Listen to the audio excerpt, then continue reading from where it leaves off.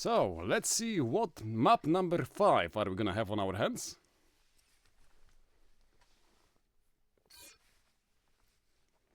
As I have no clue at all, the map is gonna be Adaptive Heavenly Place. An interesting map, one which I didn't see in the tournaments before. I have seen a similar one, but yeah, this is a different one from the one I remember. Let's see how much reclaim do we have available. Not much, only 7,000, so yeah. And also spread out around on the map, so yeah. Nothing to really go and fight over. Let's see. Oh! Interesting thing I just noticed. It seems like the RNG AI is gonna be playing together with the players this time around. And yeah, Kuchwa is saying that Rad gave them information that this AI is actually quite bad compared to the other one, so yeah, we will see how it's gonna go and fare. But yeah, we have you playing with the Seraphim in the blue color. Then we're gonna have Kuchwa playing in royal purple with Seraphim faction, and then last but not least on this corner it is gonna be Maria Holik, most likely playing the air slot as the white Aeon player. Now the other players are gonna be Radde playing also Seraphim, so very interesting choice of factions, where there is only a single different two factions in the team, being this 3 Seraphim units and also a single Aeon ACU. Their support from the AI side is gonna be Jamie playing Aeon, and then the pink one is gonna be Utina, also playing a Seraphim. Their opponents are gonna be Mr. Pilot, also known as Tryth, playing Aeon on the air slot. Then we're gonna have Protect playing Seraphim. And last but not least, in this corner of the map, it's gonna be Donnie playing UEF. Then, on the other side of the map, we're gonna have Mr. Unknown playing Aeon. And then... oh, wait! These are the enemy AI. That changes the things a little bit more. Like, look at this! The Cox playing UEF, and also Gerard playing Aeon. They are enemies of Unknown here. So yes, this is actually gonna be a little bit of a survival game for all of these players. So we will see how can actually Unknown and his contemporary Rade go and survive this onslaught from two of the enemy AIs, as there's gonna be basically playing 1 versus 2, which is gonna be very interesting. Also, it seems like Mr. Mariaholik is much better when it comes to grabbing the expansions and everything, already managing to finish the T1 maxes on the island. While on the other hand, Tryth only now is gonna land and drop his engineers here on this position, so yep. When it comes to expanding fast, it seems like the Team U is much faster.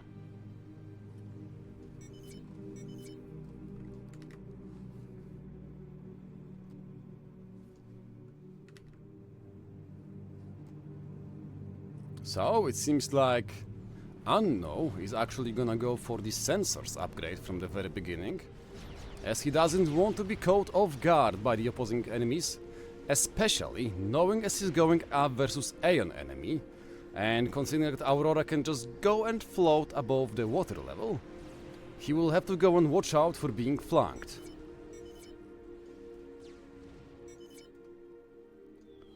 And on the other hand, it seems like Rade is gonna opt for the gun upgrade from the get-go, and as such, he will go full on Rambo versus his opponents, the MI, and also versus Jamie.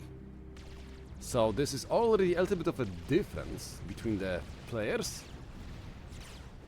Yeah, Maria Holik most likely had a different how do I say it, name before the change. But unfortunately I have no clue what name it was. Okay, it seems like Unknown is gonna try to go and build a T1 PD to go and plug himself and Cox. But Cox is not gonna let it slide, as he already brings in the Lobo T1 artillery together with his ACU, so yeah, the T1 Erupted T1 point defense is not gonna get finished. And it seems like Farbs is saying that Mariaholic is Sakura, but who is Sakura? We will need a whole lesson about the name changes here, mate. And yeah, it seems like the fast gun upgrade. Oh, that's a drop from Tryth. That is actually quite big. If this can actually finish, it means that Rade gonna have a very hard time staying alive here. Okay, never mind, it seems like the T1 PD haven't finished by Rade on time. And with the walls being also done, it seems like the victory is gonna go to the team U on this part of the map as a drop. Okay, never mind, it seems like the drop is still pouring all of them as available into whatever is remaining of this T1 PD. The T1 PD is no more, and now the T1 Eruptor can actually go and shoot all of the factories and everything. Even more so, as you can see that there's a few of the AI units managed to go and sneak past the enemy ACU. And as such, Rade is gonna have a very hard time to go and deal with this, as his base is gonna be no more, and as such, unless there's gonna be some kind of support coming in from you, who thankfully is already coming to go and support his friend here. Then yeah, this is actually looking up to be a very hard game for the team on the right side. And at the same time, it seems like Unknown is doing quite fine here on his own. He have the range upgrade and the sensor upgrade in his ACU, so he should be able to go and play the long con game versus the Cox AI. So yeah. Let's go back to the top side, because it seems like this is much hotter topic here. And yeah, the land factory haven't finished, but it seems like Rade actually had a few Zuis available. So yes, it seems like this is gonna be the end of the base that once belonged to Rade. But at the same time, the man is still gonna go and score a kill on the enemy ACU belonging to... Oh no, never mind. The T1 PD is gonna go and make it a draw. If the ACU explodes, he's gonna go with it. And kaboom, baby! The both ACUs are gonna explode. What a big mistake. Rade just wasn't aware that he was taking so much damage from the T1 PD. He was just so focused on getting rid of the enemy ACU that he forgot to go and, well, pay attention to everything else that is happening on the minimap. And now, with the base going to the hands of Tryth, this is actually very bad for the Team U. Okay, let's see how Unknown is doing on the other side. I guess he's doing quite fine. And let's see how are the air players looking at. Do they have some kind of... Okay, T2 RHQ upgrade have been started by Sakura. It's nearly done, but it's still quite a late timing if you ask me. Minute 8, only now starting your T2 HQ. That's kinda bad. Especially as you can see that Tryth, also known as Pilot, is doing quite well in here. He already have a single T1 pigeon done, and the second one is gonna be on the way, meaning he's a good 2 minutes or so ahead compared to his opponent. You, on the top side, is gonna go and grab the gun upgrade, but now, with Tryth having control over T2 Land HQ here, this is looking terrible for them, and it seems like we're gonna have a small break because of the replay just finishing. So yep, we're gonna have to exit to Windows and open it from the replay vault. And here comes the big one, and yes, it is actually gonna work out. So yeah, we are back exactly. Ha, funny of you, Derp. I cannot click that button because I don't have it. I know that +10 is not the max, but yeah, I don't have that thing on my keyboard.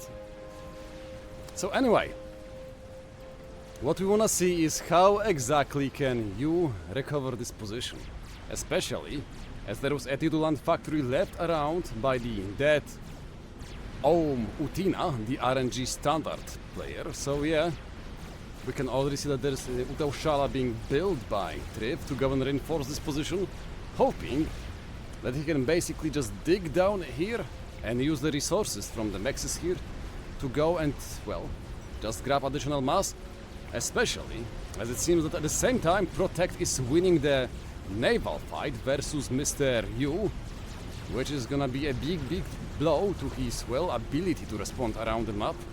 After all, this map is quite open, so naval units can work quite well here, especially when you go and enter the T2 stage and start losing cruisers and destroyers, which can, from the seashore, can basically eradicate all of the bases in here, so yeah. Or even just go in here and, yeah, this one base is also gonna come under fire, so yeah. Winning naval fights is very important on this map. So seeing as you will be forced to go and, well, put some effort into stabilizing the top side here, on this position, I feel like Protect with his plan to just spam T1 subs might actually work out.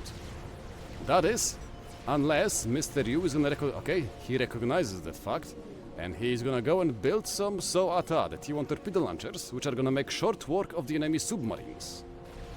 Even more so, if they're gonna be hidden behind the enemy naval factories, which is gonna grant them basically additional HP as the factories are gonna be shielding the torpedo bombers. I mean, torpedo launchers. Okay, on the top side, it seems like Jamie is now taking the gauntlet and going up versus you.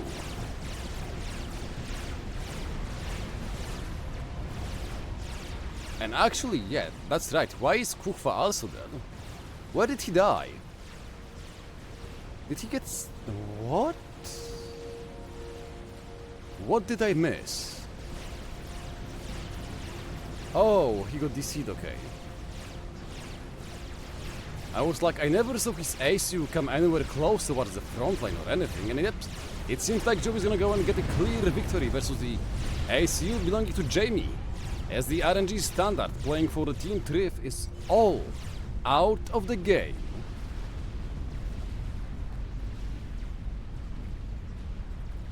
So, yep. It seems like Mr. Yu actually managed to go and grab the air victory when there was a small fight happening over the submarines belonging to the Protect, and there is some kind of a sneaky thing happening here. It's a TML missile launcher built by a single T2 engineer. Oh, that is quite sneaky. So I wonder, how is this actually gonna go and play out, and what the hell is this guy doing here? Tryth, what were you planning to do here? Like, what the heck?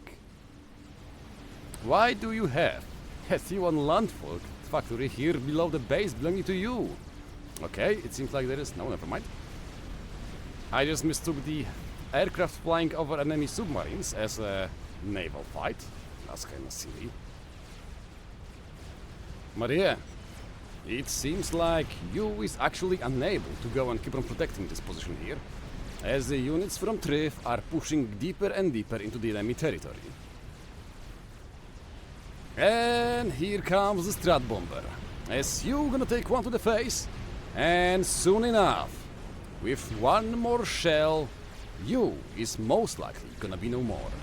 The bomb is dropped. He tries to dodge, but it is not enough as the ACU explodes in a fiery explosion of plasma fire.